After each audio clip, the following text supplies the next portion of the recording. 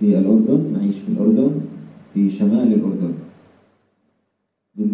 في نهر اليرموك، في منطقة اسمها نهر اليرموك. خالد بن الوليد، نعم، سيف الله. أنا من القرية التي خرج منها خالد بن الوليد. ما شاء الله. Bismillahirrahmanirrahim. Nahmaduhu wa nusalli wa nusallim ala rasulil karim. Alhamdulillah. Jadi beliau memulai dengan baca sholawat, dia membaca doa.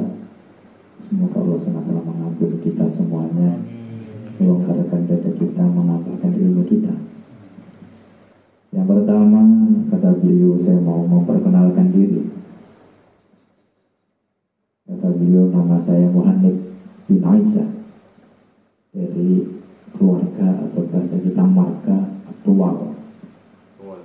Tawalbi. Bagian tertulis Muhammad bin Aisyah Tawalbi. Saya berasal dari kampung daerah Yarmuk, yakni pinggiran Nahrul Yarmuk. Yakni dari daerah Yordan Utara, Yordan Shimal. Ada satu sungai di sana namanya Sungai Yarmuk, sehingga di dalam kisah sahabat ada perang besar yang namanya Perang Yarmuk, yaitu peperangan yang dipimpin langsung oleh Sayyidina Khalid bin Walid. Dan dia mengatakan, saya termasuk dari keluarganya Khalid bin Walid.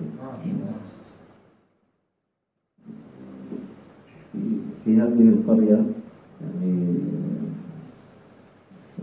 الكثير من الزوار يأتون الأردن يزورون هذه القرية حتى يعني يروا معالم المعركة التي حصلت مع الروم، هذه المعركة. لكن هذا ليس موضوعنا اليوم. اليوم نحن هنا يعني أنا والأستاذ اسمه الكريم طه، نريد أن يعني تكون هذه أمسية يعني نتحدث فيها عن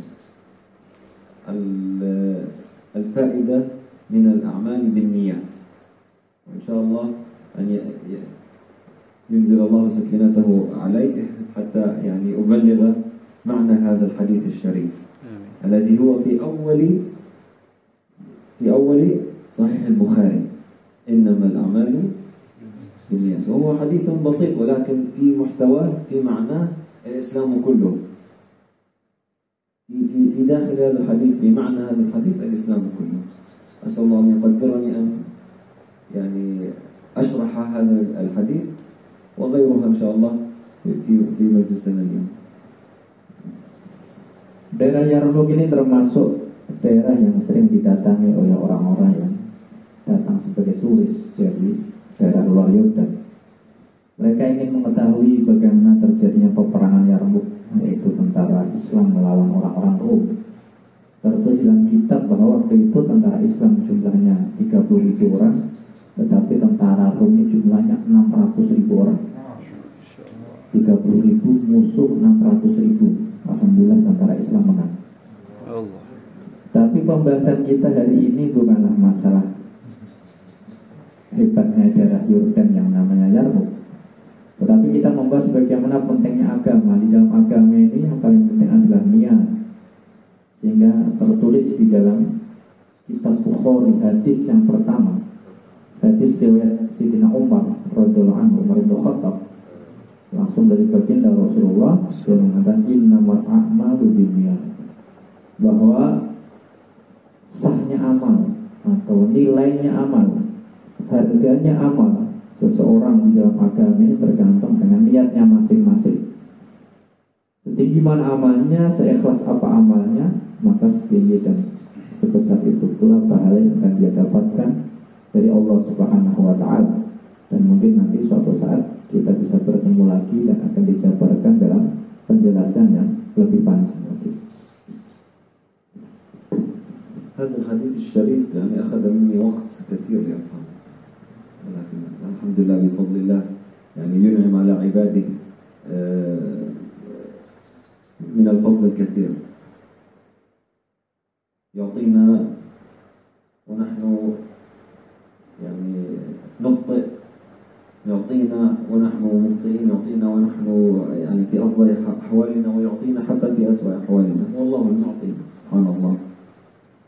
في هذا الحديث الكثير من الأمور. أولا يعني أود أن أشرح الأعمال. كلمة الأعمال هي بالأصل من الجذر عمل،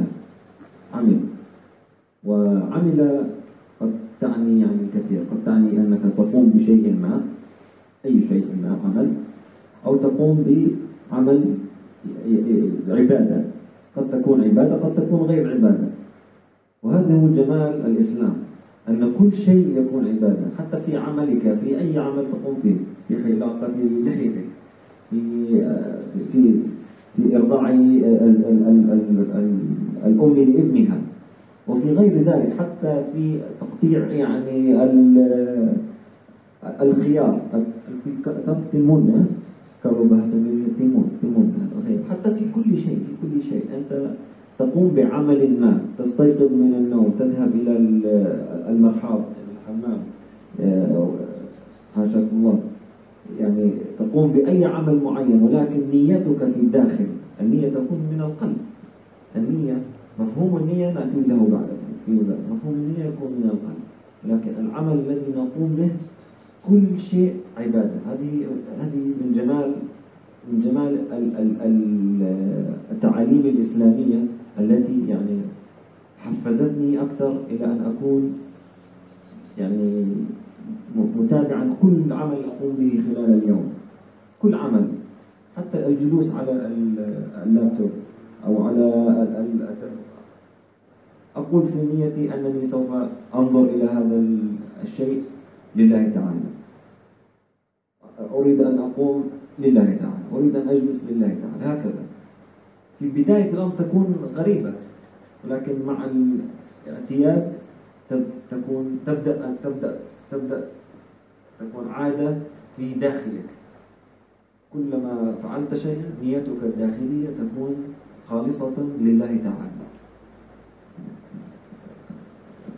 Jadi yang mulia, banyak sekali orang-orang, saudara-saudara kita yang mengambil faedah dari hadis ini.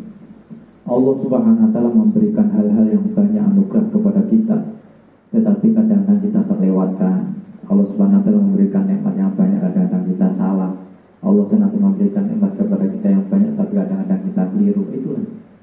Tetapi di dalam hadis ini beliau mengatakan, saya ingin menjelaskan apa itu yang dikatakan al-a'mal. Al-a'mal ini bahasa Arab, dan ini sangat unik. Asli bahasanya itu adalah amila. Amila ya'malu amalan. Jadi mufradnya ini amal. Amal ini di dalam bahasa Arab itu artinya kerja, pekerjaan. Tetapi di dalam satu sisi amal ini juga disebut ibadah. Waman amila sholihan, min dzakarin wa untha, itu maksudnya adalah ibadah. Maka Allah SWT memberikan keluasan kepada kita bahwa semua gerak-gerik kita ini termasuk keindahan agama Islam. Semua pekerjaan kita, gerak-gerak kita, semua itu bisa menjadi ibadah sesuai dengan niatnya. Kita duduk, kita berdiri, bahkan kita ini duduk di depan laptop, ya. Seolah-olah biasa saja. Tetapi ketika sudah kita latih di dalam diri kita bahwa duduk kita, niat kita semuanya dari lillahi ta'ala, maka itu semuanya akan menjadi amal ibadah bagi kita semuanya. Dan bidayahnya itu dari dalam hati, namanya niat itu. Niat di dalam hati, dimulai dari dalam hati kita. Mungkin awalnya tuh kayak biasa-biasa saja, kemudian pelan-pelan, seolah kadang-kadang terlupakan. Mungkin ada, saya kan beratnya mungkin atau ringannya, perkara itu kalau berat atau terlalu ringan itu bisa terlupakan. Tetapi kalau kita latih terus, maka semua perbuatan kita nanti lama-lama akan menjadi lillahi ta'ala. Kita akan menjadi orang-orang yang ikhlas, sehingga berdiri kita karena Allah, duduk kita karena Allah, pekerjaan kita karena Allah, ibadah kita semuanya karena Allah Subhanahu wa Ta'ala. Kita melihat sesuatu, maka itu juga karena Allah Subhanahu wa Ta'ala. Ini satu faedah dari hadis ini. Jadi satu kata, satu kalimat indahnya agama Islam, satu kalimat bisa memiliki makna yang bermacam-macam. Itu merupakan anugerah dan keutamaan yang diberikan oleh Allah Subhanahu wa Ta'ala kepada kita sebagai orang-orang Islam, orang didapatkan kecuali dalam agama Islam ini. Asbab iman, asbab Islam. Kita dengarkan bayan macam ini, dengarkan hadis, akhirnya kita tahu bagaimana nilainya setiap perbuatan kita. Masya Allah. Jazakallah khairul jazak. كان هذا الحديث يعني من الأحاديث البالغة في المعنى ولكن قليلة في الكلمات. هي تقول إنما الأعمال قليل الكلام، يعني هو إيجاز عجيب سبحان الله. وهذا هو يعني لا ينطق عن الهوى، إنما لا وحي يوحى. رسول الله صلى الله عليه وسلم يعني كان الوحي يوحيه، وكان أيضا يرتجل أحيانا في قوله. هو بالأصل رجل صالح، هو الصادق الأمين، بالأصل هو صادق أمين، فكان يخرج منه ما يخرج منه إلا الطيب صلى الله عليه وسلم عليه الصلاة والتسليم. أربط هذا الحديث دائما عندما أقرأ هذا الحديث، أربطه دائما في أواخر سورة البقرة، عندما يقول الله سبحانه وتعالى: أعوذ بالله من الشيطان الرجيم، لا يكلف الله نفسا إلا وسعها. أربط هذا الحديث بهذا القول الإلهي. أول ما أسمع إنما الأعمال بالنيات يأتيني هذا الحديث، لا يكلف هذا القول من القرآن، آية آخر آيات البقرة: لا يكلف الله نفسا إلا وسعها لها ما كسبت وعليها ما اكتسبت. الكثير أسأل حتى يعني زوجتي، وأسأل أيضا أصدقائي في إندونيسيا، أسألهم: ماذا تفهم من لا يكلف الله نفسا إلا وسعها؟ ماذا تفهم؟ ما هو الذي يأتي على بالك؟ قال أنه يعني الله لا يعطي إنسانا إلا حسب قدرته. هذا هو، يعطي إنسانا حسب قدرته، ولكن معنى في داخله معنى آخر.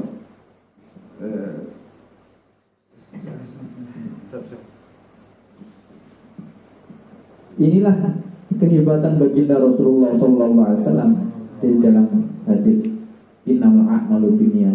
Kalimatnya itu sedikit, tetapi maknanya banyak dan sangat dalam. Ijaz namanya, atau dalam bahasa lain jawami'ul kalim, yaitu satu kalimat yang sedikit tetapi maknanya banyak. Hebatnya baginda Rasulullah. Di dalam Al-Quran dikatakan: wa ma yantiqu 'anil hawa in huwa illa wahyu yuha. Semua yang keluar dari beliau itu adalah wahyu dari Allah Subhanahu wa taala. Datang dari Allah Subhanahu wa taala. Ditambah lagi satu sisi, beliau ini adalah orang soleh. Beliau ini rajulun soleh, orang shadiqul amin, orang yang memang betul-betul suci secara pribadi. Jadi toh seumpama waktu itu tidak dikasih wahyu, tetapi karena asli dasarnya soleh dan asli dasarnya adalah orang yang tidak pernah berbohong, maka semua yang keluar dari baginda Rasulullah SAW adalah kebenaran. Maka semua ini adalah kata-kata yang baik, kata-kata yang indah, kata-kata yang tidak bisa diingkari. Itulah yang keluar dari baginda Rasulullah SAW. Maka di dalam satu sisi saya berpikir, kata beliau, saya sering menghubungkan antara satu kalimat dengan kalimat yang lain. Bahkan ketika membaca hadis ini, saya menghubungkan dengan ayat akhir surat Al-Baqarah yang bunyinya la yukallifullahu nafsan illa wus'aha laha ma kasabat wa 'alaiha ma iktasabat. Ini ada hadis yang bunyinya innamal a'malu binniyat. Kemudian saya bertafakur sehubungan dengan ayat la yukallifullahu nafsan illa wus'aha. Maka saya menemukan beberapa khawatirul qulub, ya ini ada satu macam pemahaman yang diberikan oleh Allah Subhanahu wa taala yang berbeda dengan kebanyakan orang yang saya tanya. Saya pernah menanya kepada beberapa orang termasuk istri saya, kawan-kawan saya yang ada di Indonesia, apa yang kamu pahami dengan kata-kata la yukallifullahu nafsan illa wus'aha? Bahwa Allah tidak membebankan sesuatu kepada hambanya kecuali yang dia mampu. Pasti mereka akan menjawab, oh jelas. Maksudnya adalah Allah tidak mungkin membebankan sesuatu melebihi kapasitas kekuatan seseorang. Tapi ini umum. Setiap orang yang mendengar ayat ini pasti pemahaman begitu. La yukallifu nafsan illa wus'aha laha ma kasabat wa 'alaiha ma iktasabat. Pasti dia mikirnya Allah tidak membebankan sesuatu kepada seorang hamba kecuali sesuai dengan kemampuan dia. Nah, itu normal. Bahkan itu umum, orang awam pun paham. Tetapi sebenarnya ada sesuatu yang lebih lembut dibandingkan apa yang dipahami kebanyakan orang. Masya Allah. من الأمور يعني التي تعلمتها خلال رحلتي في هذه الدنيا يعني أن لا يكلف الله نفسا إلا وسعها، أنك الآن في موقف الله كتبه لك ويعلم خير العلم وهو خير المدبرين بأنك قادر على أن تقوم به. يعني الله لن يجعلك في موقف أو في مكان في حياتك. الآن نحن جالسون الآن، هو خير تدبير الله وخير المدبر. هو دبر لنا أن نجلس هنا، ودبر لنا أن نذكره، ودبر لنا أن نسمع آياته وحديثه، ويكون جنبي ما شاء الله رجل يحدث ويترجم، كله من خير تدبير الله. شئت أم أبيت، هو هذا الإسلام، هو من خير تدبير الله. ما نستطيع أن نفهمه أيضا أنك إذا كنت في وقت عصيب في حياتك، كنت في وقت يعني اللهم صل على سيدنا محمد لا تستطيع يعني حتى إكمال يومك، يومك مليء بالمشاكل، يومك مليء بالأمور الصعبة، افهم جيدا أنه تدبير من الله لك، وأنك قادر على أن يعني نقولها بالعامية أن تعدي هذه المشاكل. سوف تتعدى هذه المشاكل بإذن الله. هذه المشاكل التي تواجهها خلال حياتك سوف تكون آية من آيات الله لك، أنه خير المدبر. إذا فهمت معنى هذه الآية. لماذا أربطها بالحديث؟ لأن كل شيء من خير تدبير الله، هو يدبر لنا الأمور خيرها وشرها، بل خيرها فقط، عفوا، بل خيرها فقط، وإن كان في نظرنا شرا هو خير لك، هو خير لك إذا فهمت معنى هذه الآية لا يكلف الله نفسا إلا وسعها. لذلك ترى في جانب السورة في ما بعد هذه الآية مباشرة دعاء غريب حتى نسأل أنفسنا، لا يكلف الله نفسا إلا وسعها، لها ما كسبت وعليها ما اكتسبت. ثم بعد ذلك دعاء. ماذا الدعاء؟ ربنا لا تؤاخذنا إن نسينا. لأن الإنسان ينسى أن الله هو خير المدبرين ويبدأ يولول يا الله كنا قليته يا وينسى، لا ينسى. ولكن أنت تنسى أن الله لا يكلف الله نفسا إلا وسعها. أنت تنسى ذلك، أنت تنسى أن الله دبر لك الأمر وعلم جيدا أنك قادر، ولا يقدر لك شيئا أنت لا تقدر عليه، بل يقدر الأمور التي تقدر عليها فقط. إذا كنت في معهد لغة وكنت تستصعب اللغة العربية وهذه صعبة لغة، أنت لست في مكانك بذاتك، هو خير مدبر دبره لك فأنت قادر. يجب أن تفهم بداخلك أنت قادر. هذا يعني بحسب موتيفاسي، هذا أصلا تشجيع للمسلم، للإنسان المسلم إذا كان ذو علم في علوم الدنيوية، كعلوم علم الفضاء وعلم الأحياء، ولكنه خالص لله تعالى، يبدع في هذا المجال، يبدع جدا، لأنه لا يكلف الله نفسا إلا وسعها. هو يفهم بمعنى الآية. وانظر في تاريخ المسلمين علماء البصر وعلماء الفيزياء والميكانيكا وعلماء يعني من أقوى، حتى في مجلة أجنبية في أمريكا يقولون أن الإسلام له يعني يلعب دورا كبيرا في تطور البشرية. يعني نحن البشر الآن لدينا ميكروبات، الإسلام كان أساسها. هم لا يعرفون أن هذه الآية لا يكلف الله نفسا إلا وسعها هي سبب الموتيفاسي، هو سبب التشجيع عند علماء المسلمين.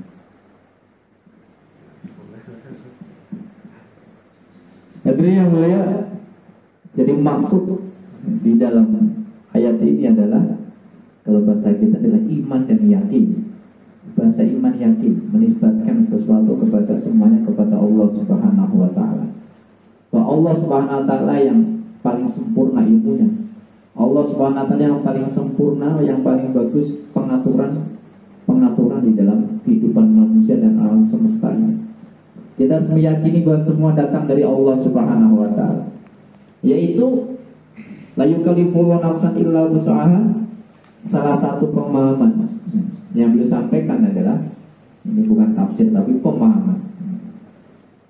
Ketika kita diletakkan oleh Allah Subhanahu wa taala di dalam satu keadaan, satu posisi, seperti kita sekarang duduk, kemudian kita mendengarkan, yang satu kemudian berbicara, yang satu kemudian menerjemahkan, yang satu begini, ini semuanya adalah kehendak dari Allah Subhanahu wa taala yang tidak mungkin bisa kita hindari.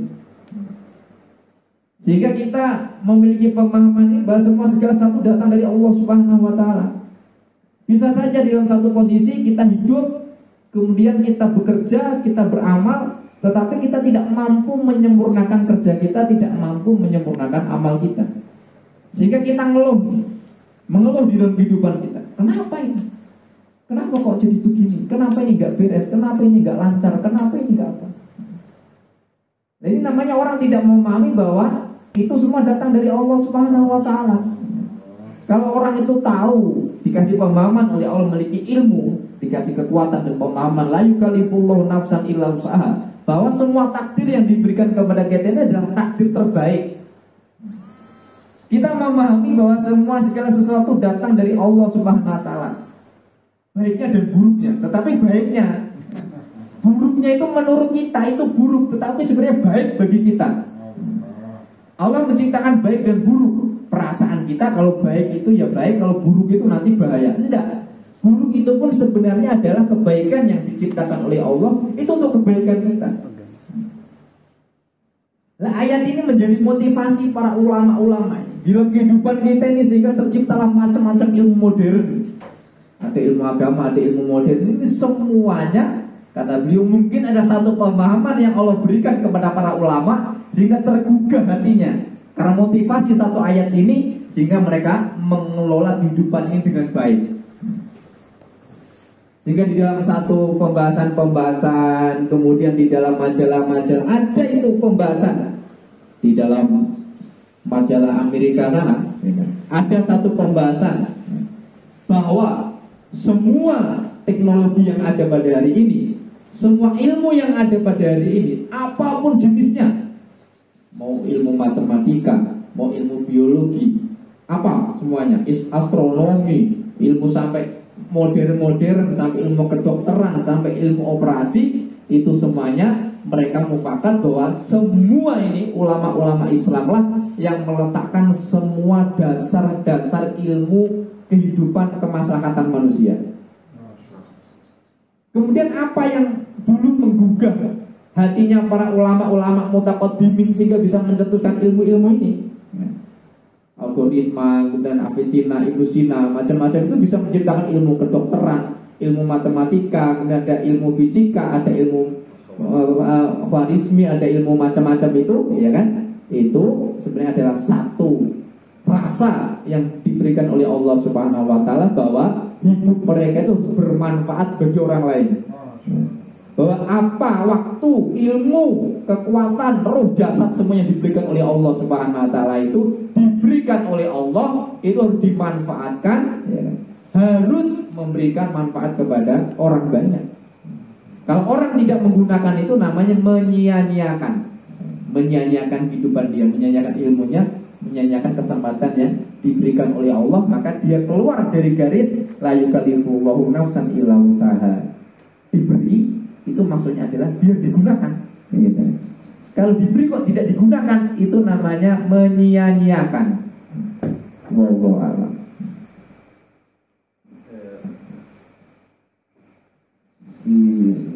إذا نظرنا إلى الآية لا يكلف الله نفسا إلا وسعها من بعد